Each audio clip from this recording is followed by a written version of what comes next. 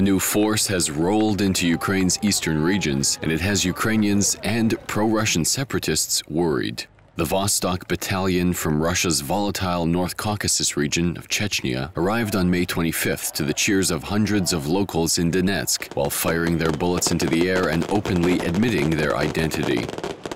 These Chechen fighters were among the well-armed insurgents in a bloody battle for the Donetsk International Airport back on May 25th, when dozens of pro-Russian fighters were killed and dozens more hospitalized. Just a few days ago, at least 30 coffins of Russian citizens were sent back to Chechnya, a strong indication as to where these fighters hailed from.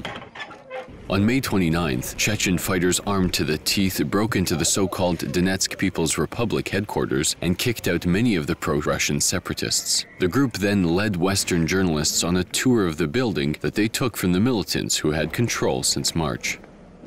So who are the Vostok Battalion, and why is their presence in Ukraine significant? The Vostok Battalion was first created back in 1999, at the beginning of the Second Chechen War, to fight against Chechen separatists. The battalion answered to the Russian Defense Ministry and was deployed in 2008 to help pro-Russian separatists after Russia invaded Georgia.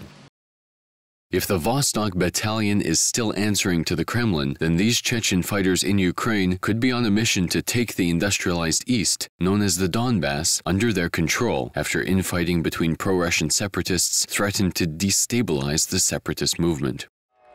The presence of Chechen fighters in Ukraine could plunge the country further into crisis if clashes begin to erupt between rebels in Donetsk and Luhansk and the Vostok Battalion. Pro-Russian separatists had been, until this point, made up of local Ukrainians and Russians, but now adding well-trained Chechen fighters to the mix could be a recipe for disaster. The leader of Chechnya has denied sending fighters to support Kremlin-backed separatists in Ukraine, but said that Chechen fighters could have decided on their own to cross the border and take up arms against Ukraine. Chechen leader Ramzan Kadyrov said he did not order any of his fighters to Ukraine, but added that if any Chechen fighter wanted to go, he or she had the right. The Kremlin-backed leader also said that if Russian President Vladimir Putin orders Chechen fighters to use force in Ukraine, he would fulfill the order with pleasure.